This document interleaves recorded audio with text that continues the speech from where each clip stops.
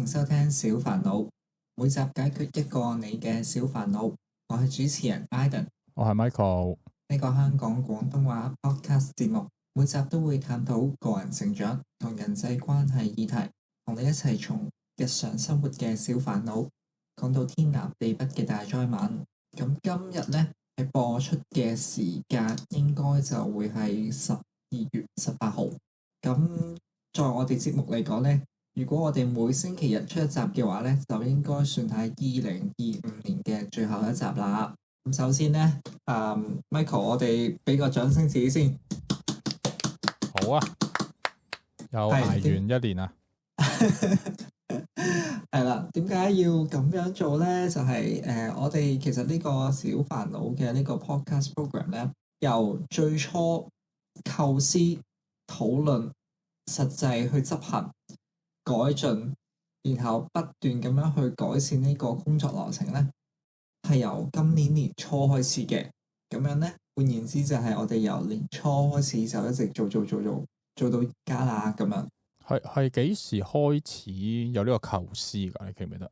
我好記得係過咗呢個新嘅一年之後，然後我就收到你嘅 message 就話不如搞個 podcast 啦。哦，係啊，好似係我話搞㗎嘛。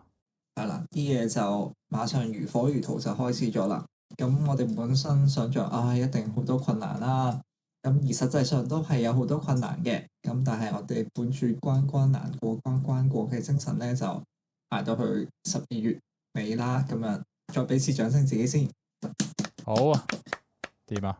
係啦，咁今日呢一集咧就係嚟同大家做一個年終回顧啦，都係我哋兩位主持嘅一個回顧啊。個題目名就叫做這年來我做過的事啊。咁今日呢個題目就結構比較簡單啲啦。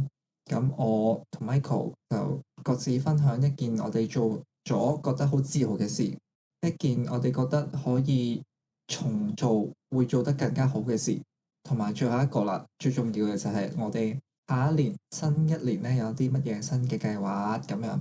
咁事不宜遲，我哋馬上開始啦 Michael。好啊。好，咁我講嘅話咧，你應該都估到要講啲咩㗎啦，就係我呢幾個月成日都講嘅一個輔導學嘅一個課程啦，一個晚間嘅課程啦。咁我係由10月份開始去上堂嘅。咁上到今個月啦，都啱啱上完呢一兩個課程嘅最後一堂啦。咁就第一個感受就係覺得時間過得好快啦，因為當中嘅課堂係非常之緊湊啦、忙碌啦，咁有好多個作業要交啦咁樣。咁我而家都喺度忙住去完成一啲相關嘅作業嘅。我會覺得係一個非常之有獲益嘅體驗，因為我應該年初嘅時候都有同你講過，就係話其實我好想向呢一方面發展啦。咁當中又要等咩 orientation 啊、報名啊、開學啊，等咗好耐先開始到呢個課程。咁我而家嘅感覺就係咧，我向住我嘅呢個比較大嘅目標啊，確實咁樣一步一步喺度前進緊嘅咁樣。咁呢一種喺人生路上有所前進嘅感覺咧，係幾好嘅。係啦，唔知你 sense 唔 sense 咗呢個比較抽象嘅講法啊？我覺得係啊，因為你一開頭好似唔係想報呢個噶嘛，好似想報 master 咁樣噶嘛，係嘛？跟住係可能係都冇啊，跟住就好輾轉，跟住就開始讀呢個即係 diploma 嘅課程咁樣啦。咁我覺得但係好多嘢都係咁樣嘅，即係未必係即係你一步就可以做到你本身想做嘅嘢，咁係點都有啲即係兜下路你先去到嘅。咁但係即係 the end 你做到咪得咯？咁我以前都係即係可能係即係入唔到 U 啊，咁樣就要好輾轉，又用其他啲方法啊，可能係讀下啲第啲嘢，跟住先慢慢咧係做到自己嘅嘢咁。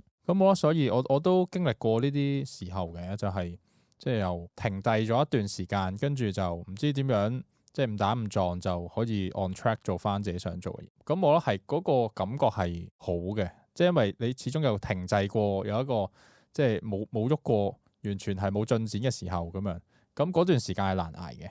咁所以都即係恭喜你可以即係有呢個點講呢個過程咯。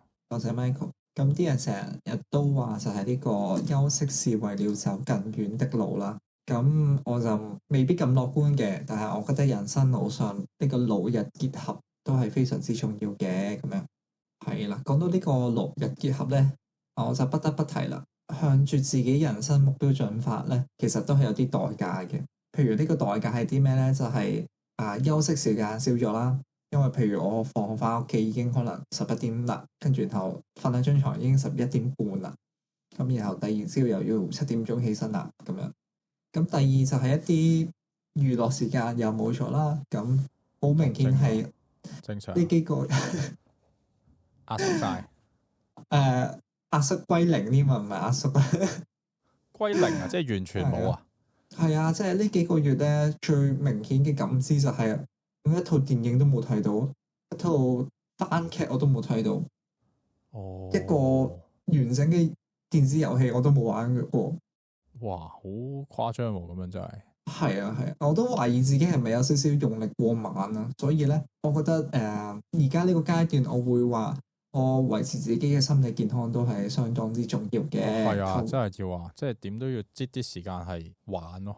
咁如果你問我咧，即係我自己都諗咗一陣嘅，究竟有啲咩係即係2025覺得自豪啊？咁我覺得係真係搞呢個 podcast 喎，我覺得係幾有趣同嘅經驗咯。OK，即係我今年都做過唔少工作啊，即係又開始喺大學教書啊咁樣。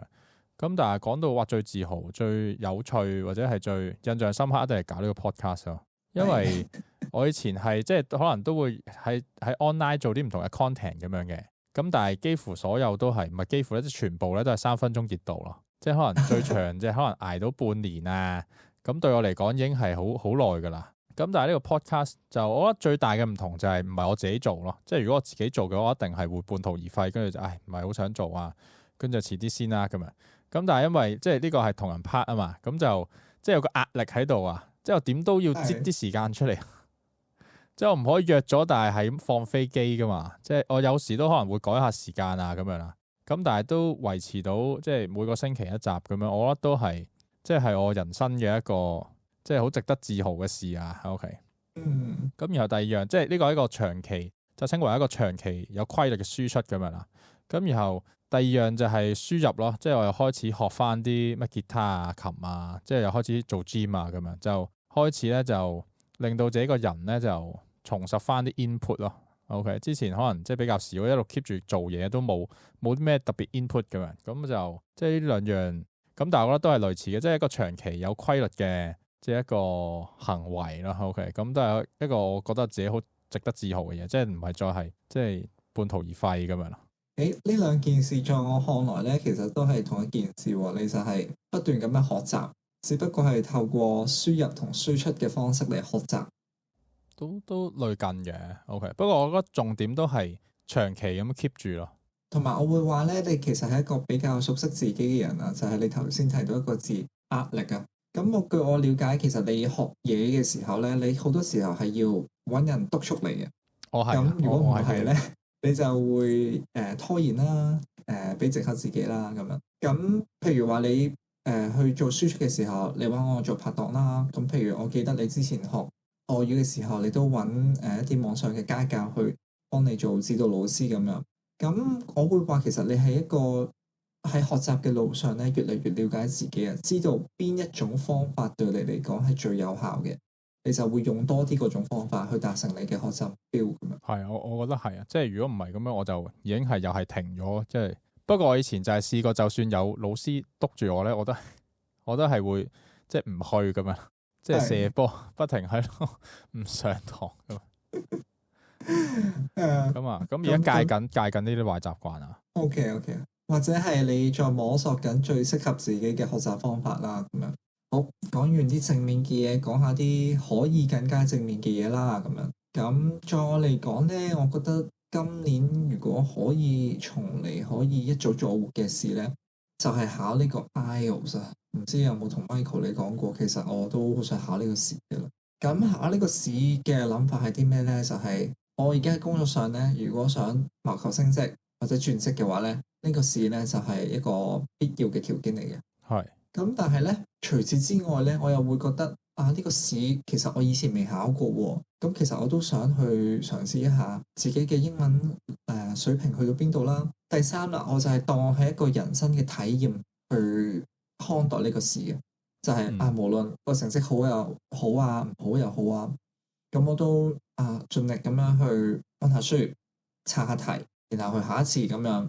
咁無論係高飛或者低飛都好，都唔緊要啦咁樣。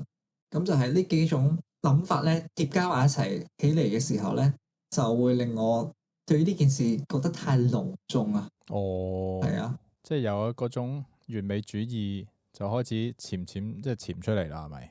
潛潛地啦，隆重主義啦，未去到完美嘅，我唔係要自己考9999嘅咁樣。係。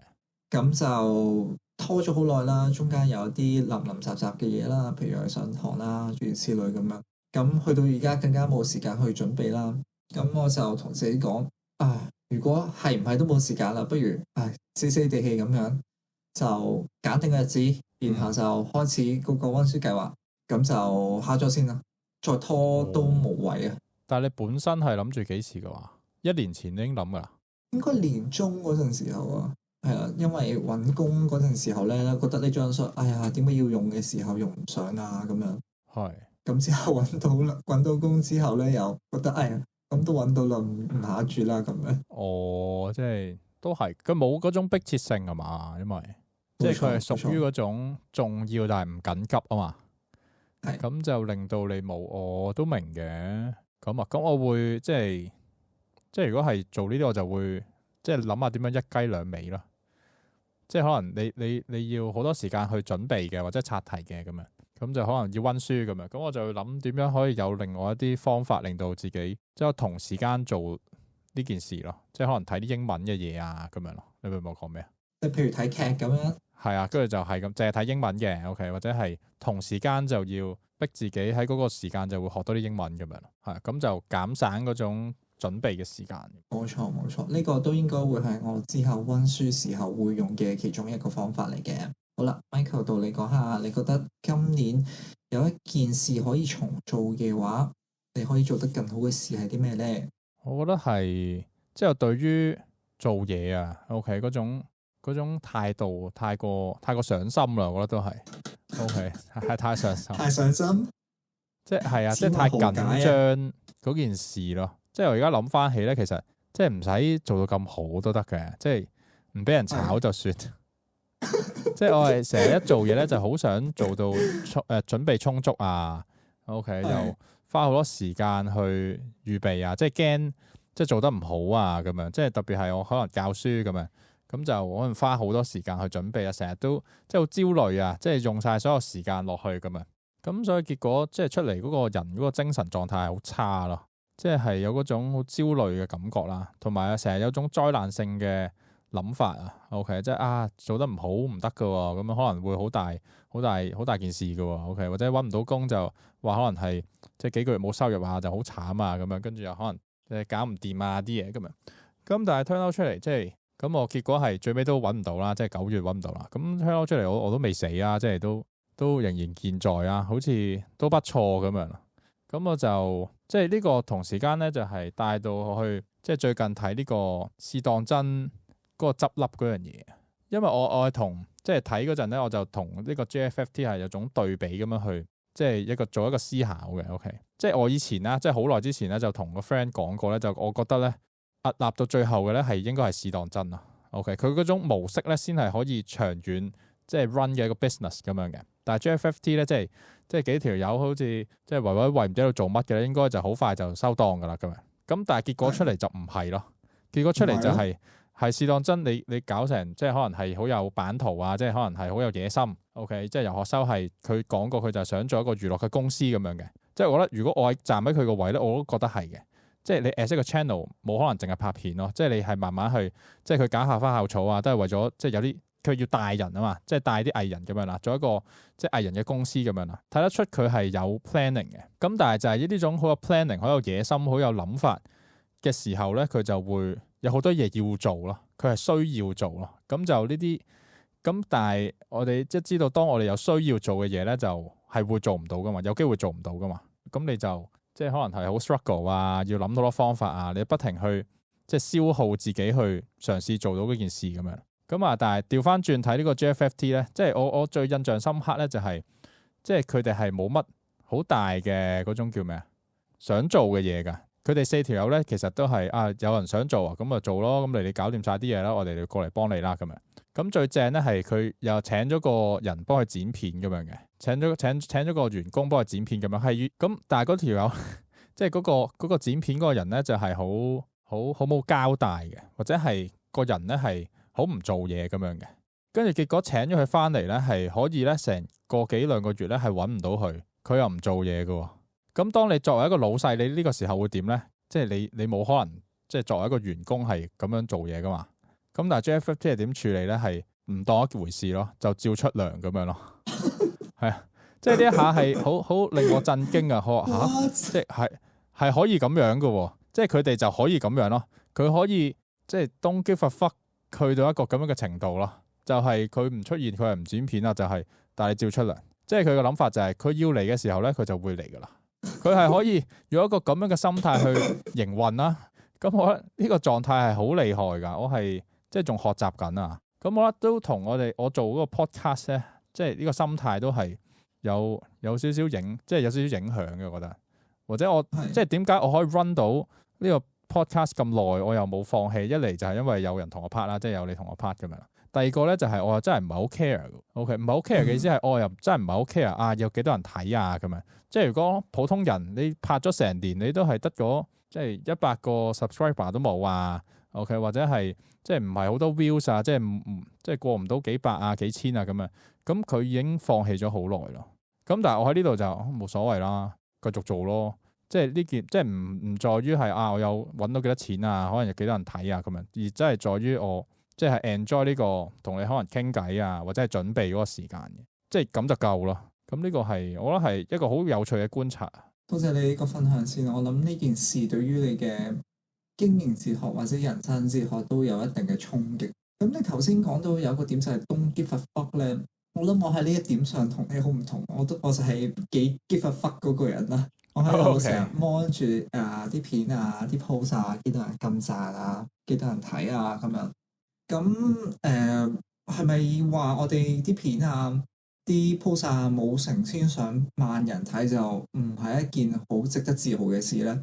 我又覺得唔係喎，因為正如我哋開麥之前都有講起，就係話我哋睇個數字咧，好似一個好細嘅數字。咁但係你諗下，譬如話我哋每一期一個節目，每一集喺我哋面前固定都係會有40-50人喺度聽嘅時候。我哋係講緊成個班房滿晒人嘅喎，你諗下有咁多人喺你面前，每個星期固定聽你想講你想講嘅嘢，呢件事對於我嚟講，已經係好 mind blowing 嘅咯喎，何德何能啊我咁樣。都係嘅，即係齋睇數字就好似好少啦。所以咧就係話，我又會用另外一個角度去審視自己而家去到嘅一個成就啦咁樣。咁我會用第二個視點就係睇其實喺呢個1年嘅過程入邊咧，我都有好多長進嘅地方。譬如我有嘗試過去試下點樣去剪一條聲啊，然後去用唔同嘅一啲editing tools 啊去剪片啊，然後又去嘗試下用 Canva 出圖啊，跟住就諗下點樣讀嗰啲 lines 啊。咁我可以話去到而家呢個 stage 咧，我係比較有自信做呢件事啦。咁然後佢對於我嘅職業其實都有幫助嘅，係啦。就因為我返工都用到相關嘅技能，或者係一啲軟件，或者係一啲 sense 啦咁樣。咁所以從呢兩個角度嚟睇咧，我就會覺得都算係咁啦，咁樣。即係始終都係即係唔係放喺外邊咯，我覺得就係你後邊講嗰啲嘢就係即係自己喺呢件事有啲咩進步啊。OK，咁呢個係最實在、最直接可以影響自己嘅一啲嘢咁樣。咁我覺得呢個都係即係習慣咁樣，即係組織一堆嘢，然後講一大堆嘢啊。OK，或者係固定嘅一個規律嘅出 post 啊。OK，有啲產出啊，呢個都係即係覺得我喺呢一年有個即係成長嗰個位就喺呢度咯。咁都係翻喺自己嗰度就會覺得其實都 OK 嘅。係啦，你既然講到內在就順便帶到去我哋下一點，就係我哋下年對於內在對於自己有啲咩要求啊咁樣。咁講真，其實咧，我係冇一個特定嘅諗法，因為咧，我心入邊咧而家有幾個想做嘅嘢咁樣。係啦，首先第一個咧就係考呢個 IELTS 啦，咁就真係要揾個時間，定咗個時間之後，然後倒推我嘅一個複雜嘅計劃啦。咁第二啦就係可能喺呢個 podcast 咧，我都想嘗試一啲新嘅嘢，即係譬如尤其係影像為主啦。咁我哋而家可能淨係出聲，咁之後會嘗試下剪片出樣，跟住用一啲新嘅形式講一啲我哋想講嘅嘢，可能冇咁 heavy 嘅，冇咁長嘅，或者趣味性、娛樂性多啲嘅咁樣。咁第三咧就係我屋企附近最近咧就有個新嘅健身室就嚟要開啦。咁樣咧我都想嘗試下去參加佢一啲會員，會唔會真係去體驗下嗰個 gym room 嘅 vibe 啊？老實講，我未入過 gym room 啊。咁係都係想睇下可唔可以參加啲團體課啦。咁我尤其想學瑜伽，咁就改善下身體嘅靈活程度咁樣。但係本身有冇做運動嗰啲啊？有。咁但係呢啲對我嚟講係啲新嘅嘗試咯。咁係咯。如果係我咧，我就即係 keep 翻自己本身玩緊嘅嘢啦。即係因為我最近即係可能係即係9月開始翻，可能彈吉他啊、琴啊。OK， 最近 gym 啊咁樣。咁我覺得即係嚟緊呢一年都希望係可以 keep 到即係繼續玩嘅。咁然後第二樣就係更加多嘅 output 咯。我覺得上年即係因為做太多嘢咧，都係即係太少啦。即係我嗰個預計其實應該係要再多啲嘅。OK， 可能會寫翻文啦，可能係即係寫翻啲歌啦。OK，咁呢啲都係我想 keep 住做嘅一啲即係 output 咯。咁然後即係本身我哋係定咗呢個咩十二個星期嘅計劃噶嘛。咁但係即係我自己通常係一個禮拜咁 plan 自己嘅計劃嘅。OK， 我係中意用一個比較短嘅周期去計自己嘅每個禮拜要做嘅嘢咯。具體係點樣操作㗎？可唔可以分享一下？點樣操作？呢個都係我以前睇，唔知睇一本書，好似係唔知喺邊本啊，就係講好似係 Google。咁佢點樣去出一個 product 咧？就係類似咧，就係 set 一個禮拜做一個周期嘅。咁佢就一個禮拜就要出到佢個 product 咁樣咯。咁講緊就係又係嗰個就係講緊最少嘅可以即係賺到錢嘅一個產品咁樣啦。咁佢就可能頭2日一日咧就要諗好嗰個初稿噶啦，跟住就即係唔知點解一個禮拜咧之後就可以整到成個形狀出嚟嘅咁樣。咁我哋呢個 podcast 嘅模式都係類似嘅，就係一個禮拜你就要搞掂晒所有嘢，然後有一個 output 出嚟咁樣咯。咁所以我自己就中意將所有嘅 output 都係咁樣拆咯，就一個禮拜就要見到個成品咁樣咯。咁我都期望我係希望我自己可以喺呢個即係 schedule 入邊做到嘢啦。可能一個禮拜寫多一首歌 OK， 可能編完成首咁樣。你講起呢個每個星期嘅計劃咧，我覺得係一個偏向微觀性一啲嘅，就係偏向行動指向多一啲嘅。而我哋啱啱你講起個12星期計劃咧，就係之前一啲講時間管理培養習慣嘅時候，會用到一個概念啦，就係我哋去幫一個新嘅習慣去建立一個12個星期嘅一個行動計劃。咁我覺得咧，呢一個比較長少少嘅計劃咧，佢係一個方向性、戰略性嘅。咁譬如喺你學呢個編曲嘅時候，OK，你可能每一個星期要出一隻曲啦。咁但係如果用翻呢個12星期計劃嘅話，可能就係頭12個星期咧，我一啲嘅編曲咧，可能係要模仿一個曲風嘅，或者係我要用一啲特定嘅旋律、技巧、樂器嘅。係啊，係咁樣。然後我下一個咧就可能係唔同嘅地域嘅樂器嘅，或者唔同年代嘅曲風嘅咁樣。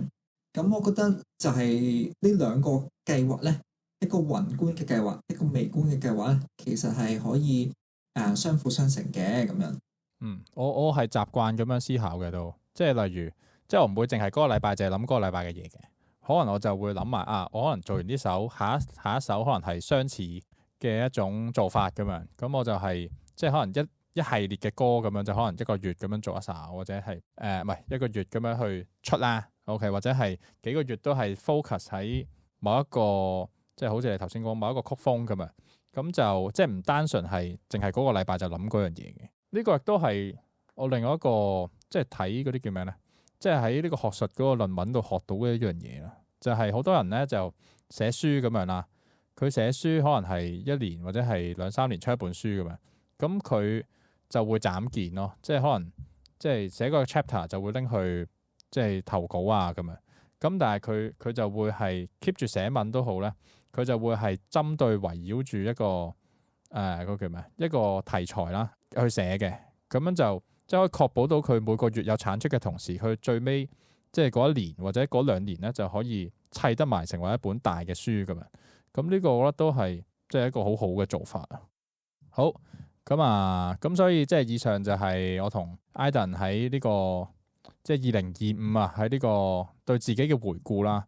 咁我覺得都係即係值得大家去反思下，就係我哋又去到年尾啦。OK， 即係大家就成日喺度諗呢個即係 New Year 咩啊嘅呢個 resolution 啊。OK， 係啦。咁喺諗你新嘅一年嘅時候咧，就不妨咧去思考下，你今年啊有冇達成到你去年對今年嘅期望咧？咁樣或者有邊啲咧係啦，最緊要係呢樣，究竟你有冇達成到啊？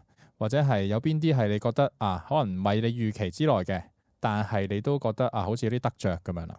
咁呢啲咧，即係先即係諗下今年嘅嘢，再諗之後可以點樣再進步啦。咁希望大家咧可以即係都喺呢個 channel 或者喺今次呢個 podcast 可以得到一啲啟發。咁即係如果大家中意呢個節目嘅話咧，記得 like、comment、subscribe 同 share。我哋下集再見。唔係，我哋2026再見，拜拜。